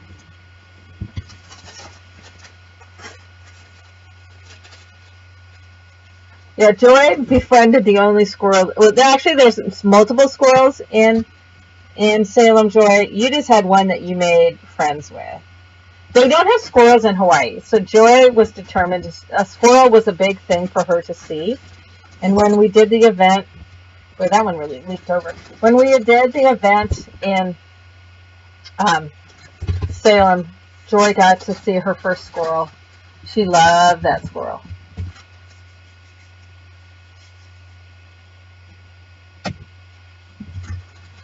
All right, so we've got all of our pages now attached. And see, having that little bit wider gap when we've got pages that have so much to them that are so thick, because they're double bags. So there we have our pages. So let's go ahead and determine the size that we want for our cover. I'm using some black chipboard on that because this is what I have the most of right now, of spare. Alright, so again, I don't have to do math. I can just lay this on here and determine how far on each side. So you can eyeball this, and it's like, I want about that much on each side because it hangs over a little on each of my binding, plus I want a little bit. So I'm going to mark it right about there is where I want to cut that off. Height-wise, depth-wise, if I set this to where my spine is at the end, it's like, I might just leave it this width, or because I want some hanging out, but I don't know if I want that much hanging out. I think I'll cut like 1/2 inch off of the length of this. So let's cut that off first. So again, when you're figuring out the size, you don't have to do math. You can just kind of eyeball it and mark it. It doesn't have to become a complicated math issue, because I know there's a lot of you allergic to math. So it's all good.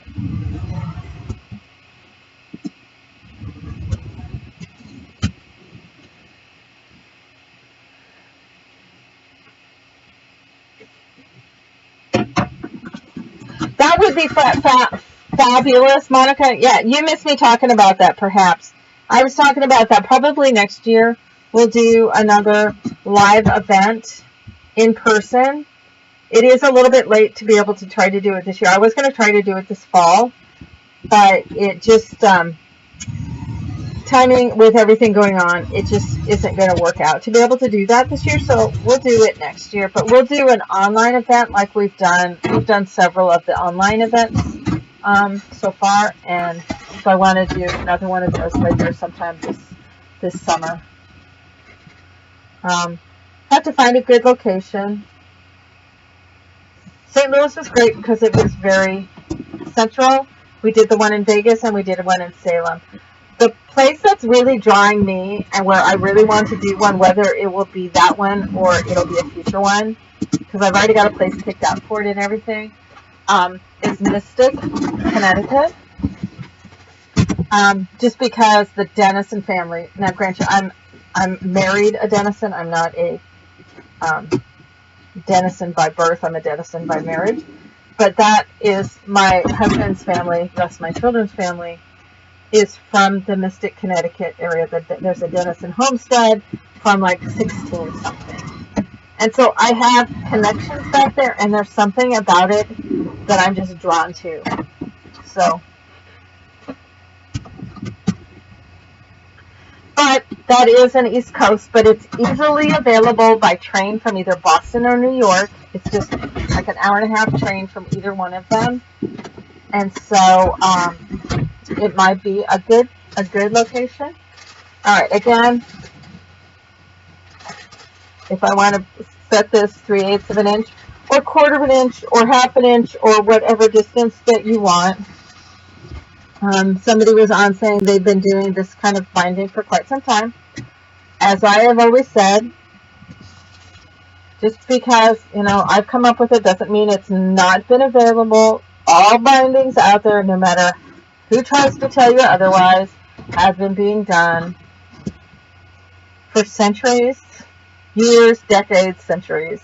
So I am never, ever, ever claiming to have ever invented anything. But I just started doing this the other day here in my studio, playing around with kind of deconstructing Stack the Deck. And I haven't, typically I do a crap ton of research because I just always want to make sure that I'm not stepping on anybody's toes. And I just haven't had an opportunity to do that on this one. When I did Stack the Deck, there was nobody doing that at that time. But this one, I'm sure this is not dissimilar from what I used to call, it was a single hinge, it was an L-shaped hinge, perfect hinge. I called it perfect hinge years and years and years ago. So it's not dissimilar to that. Alright, so I have my spine, my two covers. I like about an 1/8 of an inch gap, 2 widths of the thickness of the chipboard, whatever works best for you. And then I'm going to use my stick tape.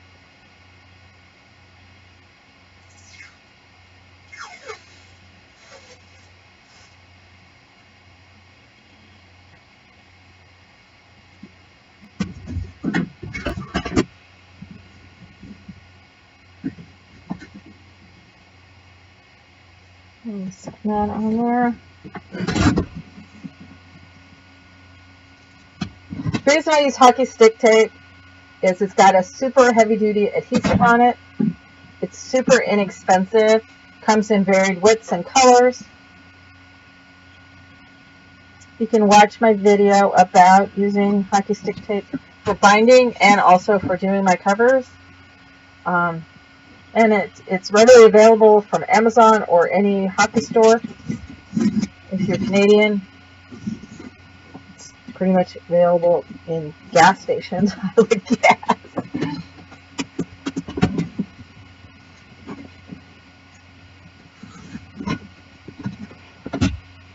Awesome. I'm so glad. Dance for joy.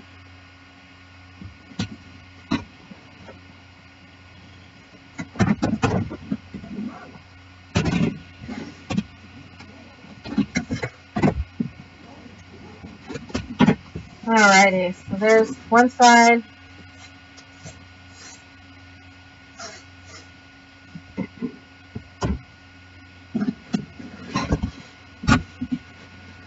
Again, doesn't have to be perfect, just relatively close to centered. Put this side down. This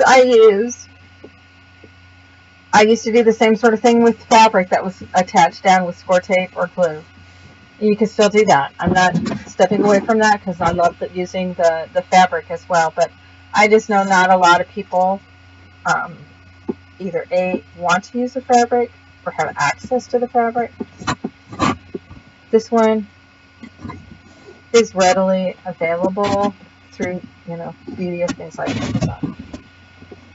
You can also, there's medical tape, that's cloth tape. It doesn't have as strong of an adhesive, The reason why I like the hockey stick tape is it has a very strong adhesive. And I had a ton of it in my garage. I went out there looking for something, and Trevor had a bunch of tape sitting there, and I was like, holy moly, this could work really cool. And it did. Yeah, it comes in white.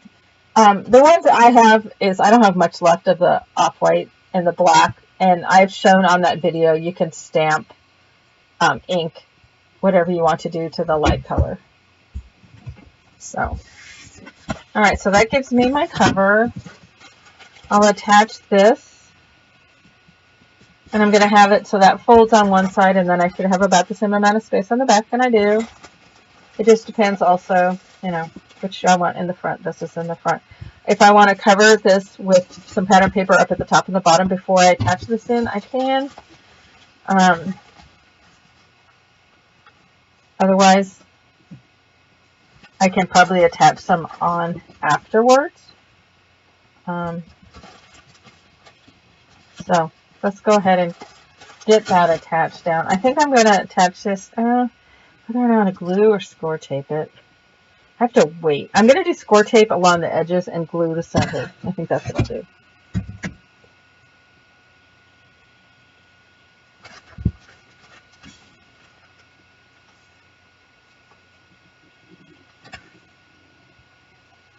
So I'll do the score tape because that's going to hold my edges down, and then I'll put glue in the middle to hold it better in place in the future.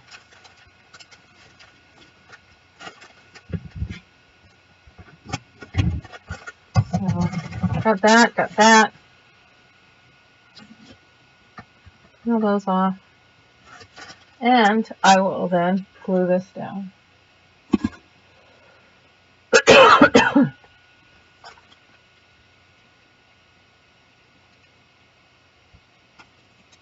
Electrical tape is different. It's like a plastic / vinyl. This is a woven cloth tape. It's actually very similar to a bookbinding tape. I have a bookbinding tape that was like $28, and that was years. That was probably 10 years ago. It was $28 for the roll, and it's essentially kind of the same stuff. This is like these. I mean, these are nasty. They've been in Trevor's hockey bag. Those are like $3 a roll. So, all right. Set this so that this one that has the fin in the back, I'm going to lay that so that that fold is right next, centered, but right next to my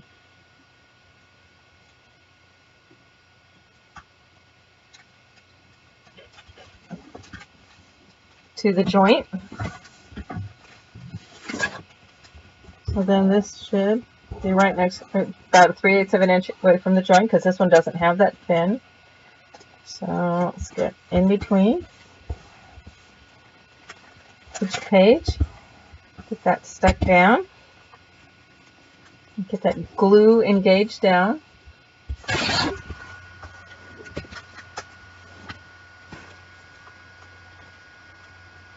You can absolutely do whatever kind of spine you want. I'm just showing a basic spine.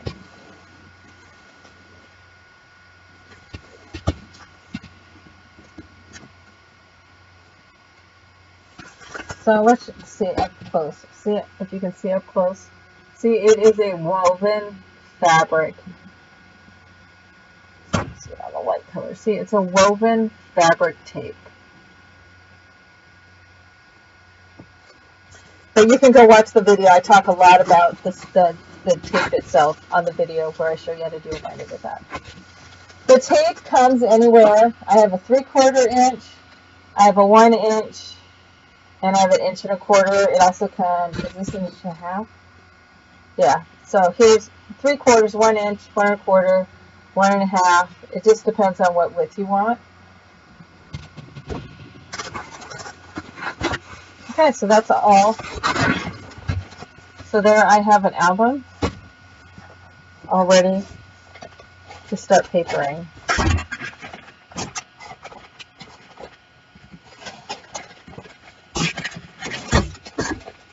And by having that 1/4 inch break in there, everything lays down a little bit flatter. So when it opens up, I mean, this is going to pop up a little bit just because it's so thick, but it gives you that channel. See when I open it? See how, oops, see how that breaking helps it to lay flat when it's open to those pages. Oh, this is just where Trevor left at the house. He has a bunch more in his hockey bag up at his house. When you have hockey boys, you have a lot of stick tape.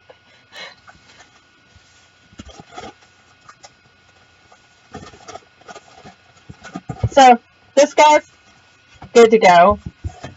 This guy, just like we had attached this guy, we can attach this down.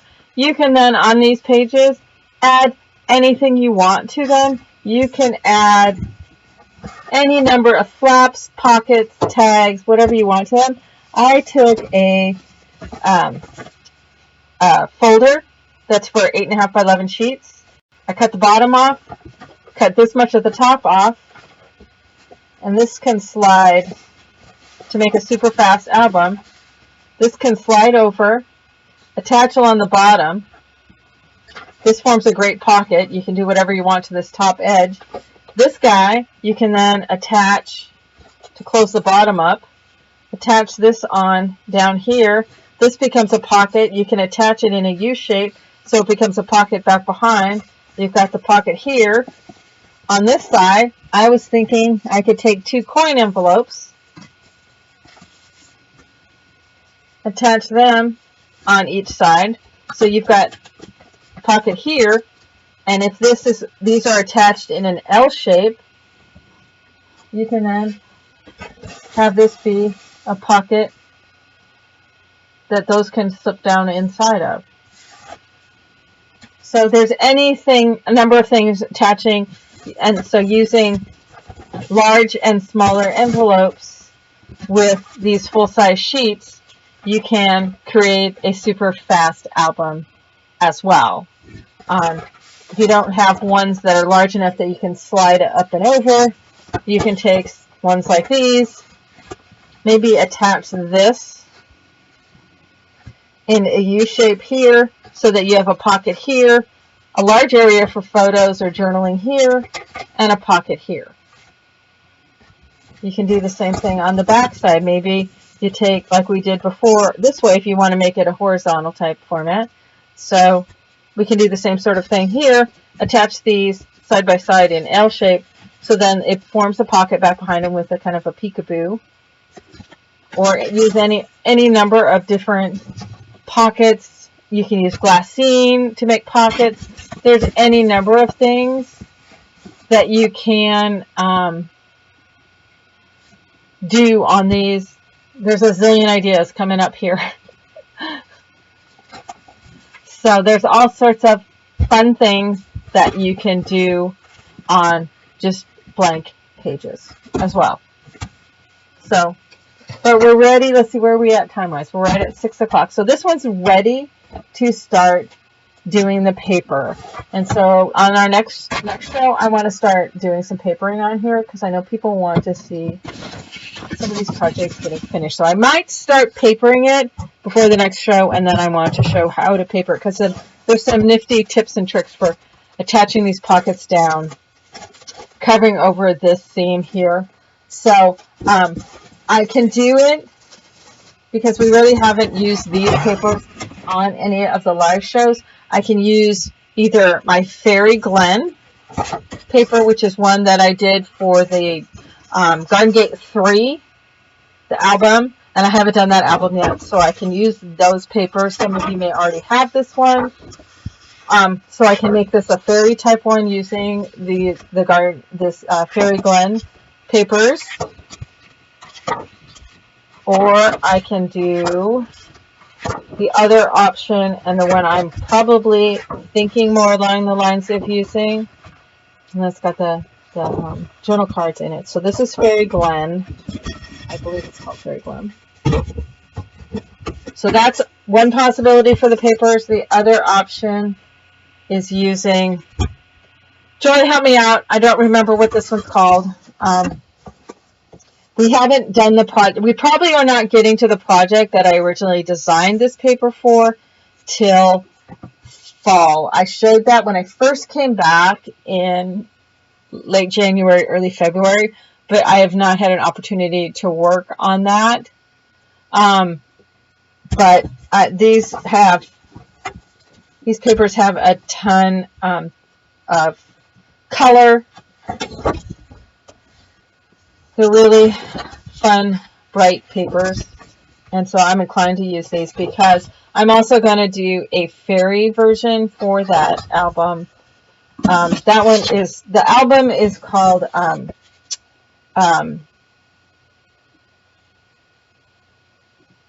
photojournals. The photojournals.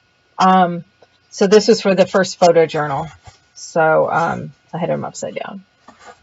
But I also want to do a fairy version. So, and I'll probably end up using the fairy version paper. I'm using this paper for the sample. But again, because that project has been so involved and I have other things that need to get done first, I probably won't have that one ready till fall. So we'll, I'm thinking I might use this one on this project now. Because I think I love this paper so much. I've been dying to use it. But I don't dare work on that project while I have other things that need to get done first. Now this one, it's for the photojournal. I want to World Trade or something like that.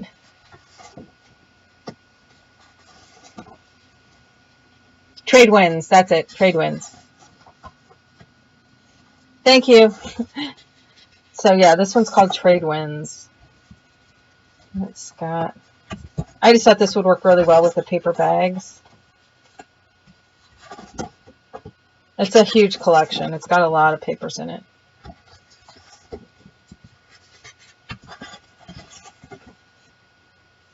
So yeah, this is Trade Winds. And then it's got some bright, rich accent colors that go along with it. I just wanted to do one. This was one of the first things I did when I kind of came out of my like dark hole. And I wanted to do something bright and colorful. And then I had, these are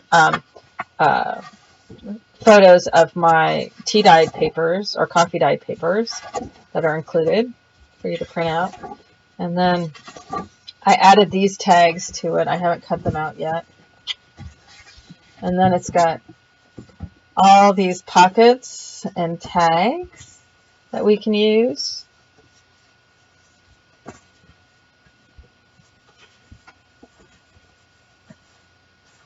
Cool peacock.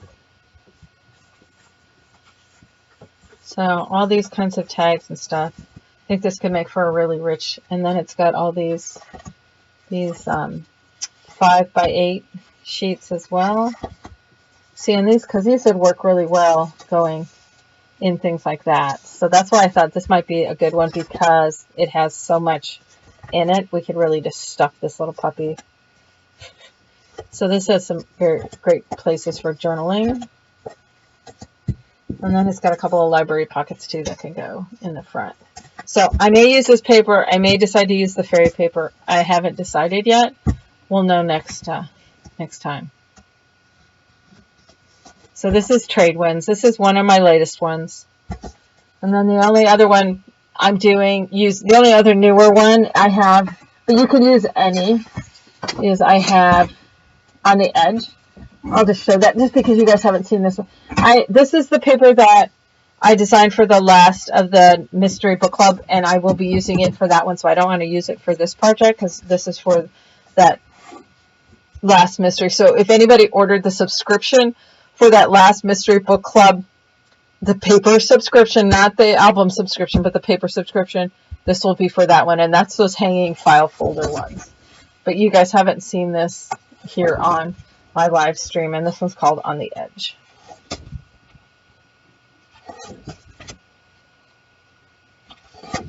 This is probably one of my all-time, well, this one might be my all-time favorite, but this one's really close. This one's more my personal aesthetic, and it's got a lot of personal some of this, this is off some personal scribbles and stuff that I've made. And so it's much more of a personal statement, because there was many days where I felt very on the edge. But it's kind of grungy, kind of contemporary. It's kind of on that edge of grungy, hence the name. So the polka dot, because Joy always likes polka dots.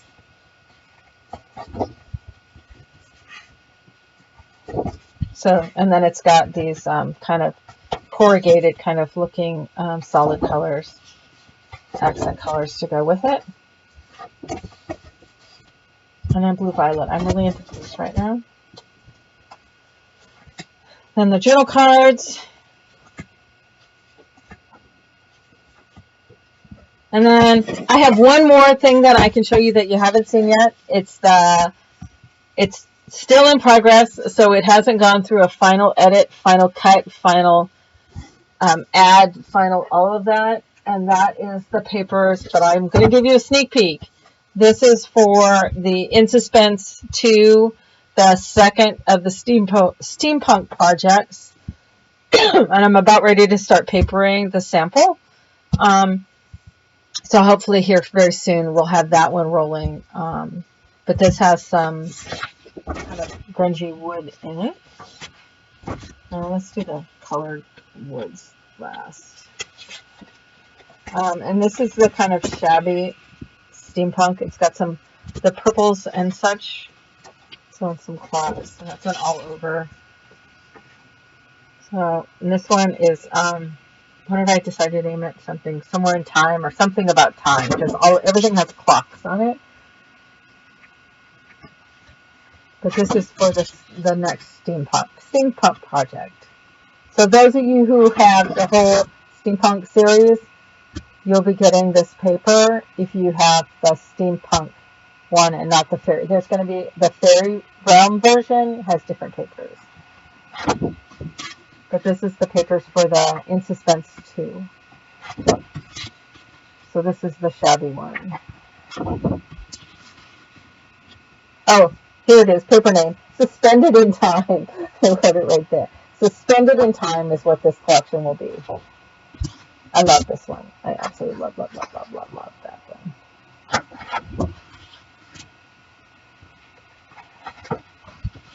And I love this black lace.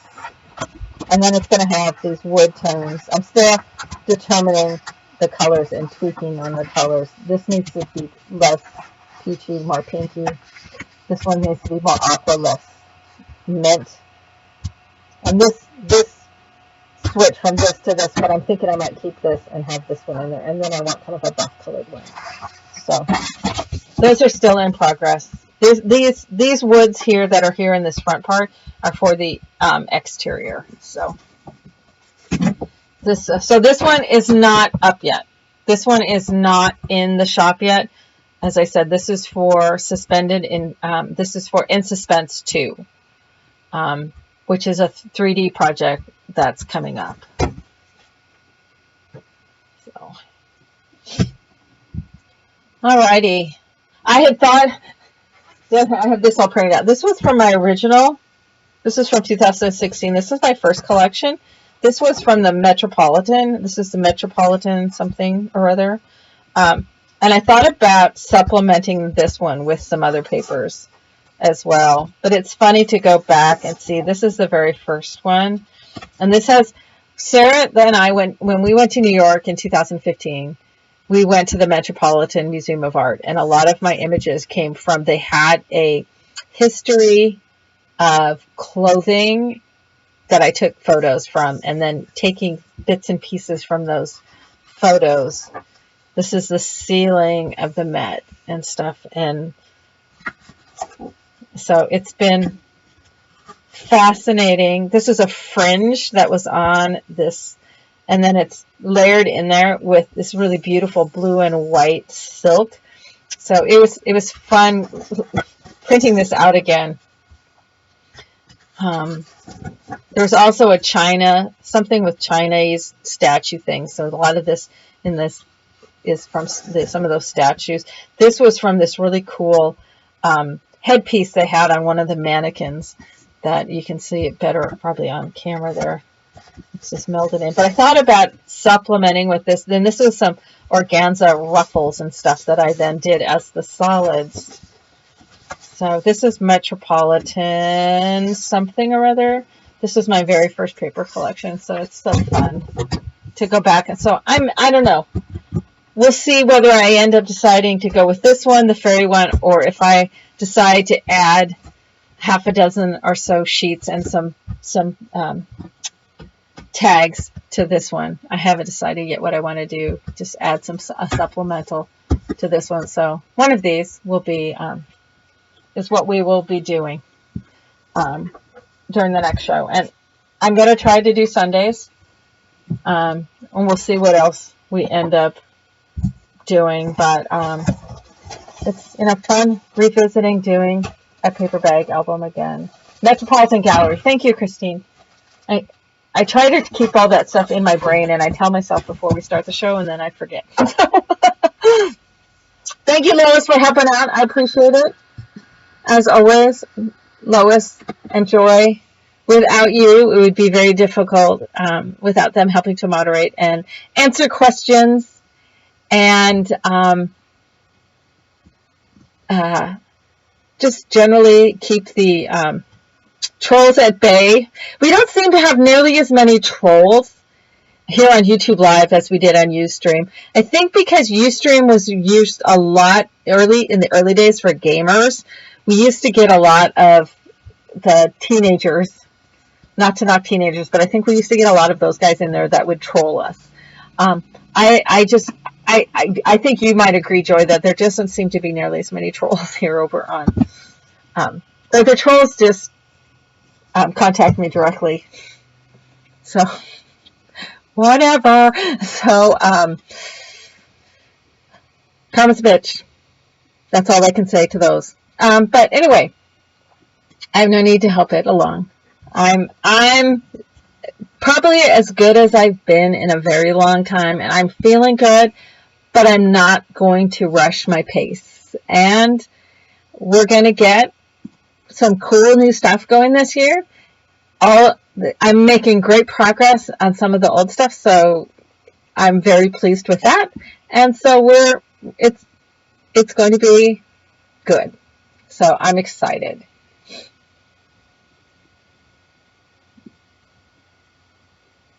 Alright guys, this has been a lot of fun. Again, this is going to stay here on YouTube, and it will also be linked over from the schedule and the archives on over on my website. So anyway, thank you always, all of you, for hanging in there with me as I come and go a bit, as I'm trying to just push myself through a burnout, a bit of a struggle. So I appreciate all of you hanging in there. I appreciate all of the massive and wonderful support from all of you. And we will get there, and we'll get back to where, I also want to get back to where people who want kits can get kits from me. It's been strange going through and doing taxes. Ooh, least favorite thing on the planet. Can't believe my dad was a tax accountant, because I hate it more than anything on the planet. But it is forces me to kind of go back and look at history and review things and see how things have changed. You know, bringing in the electronic has been awesome for me, but I know it's not as awesome for some of you who prefer to have printed papers. Unfortunately, a lot of the printed papers that I love right now are hard to get because they're European papers, and there just isn't the availability of getting them here in the States. It's a turnaround. All the Europeans who wish they could get a hold of papers from the States are now they're the ones sitting on the catbird seat with the great papers while we sit there and gaze from afar. So in order, to kind of fulfill my own need for certain papers for projects, I turn to designing my own. But my circumstances are just such that printing and distributing, it's not so much even if I had to, I could figure out a way to come up with some way of financially support, getting them supported so that I could print them. It's the logistics and the distribution of the papers that are not something that I could take on at this point. So I know there's many of you who would love for me to be having my papers printed, but at this point it's just not feasible. So until that point, which will maybe come someday, but until then, having them digital where you can print them out yourself, and you don't have to have a printer. You can take them into an office supply store and have them printed. That's just the way we're going to have to go for the time being. But I do greatly appreciate how awesome you guys all for hanging in there, for kind of waiting and biding your time until I'm able to be back here on the live shows. So it feels good to be back for today. And I'm not going to promise anything until next Sunday. And then we're coming up on Easter here real quick, so we won't be doing one on Easter Sunday.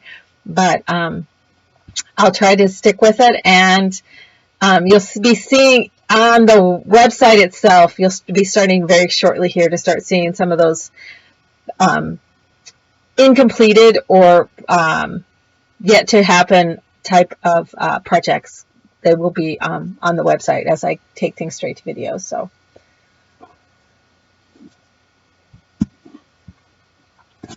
alrighty, guys. So, everybody have an amazing, amazing week. I hope where you are that life is treating you well. The weather is improving. I know there's many parts.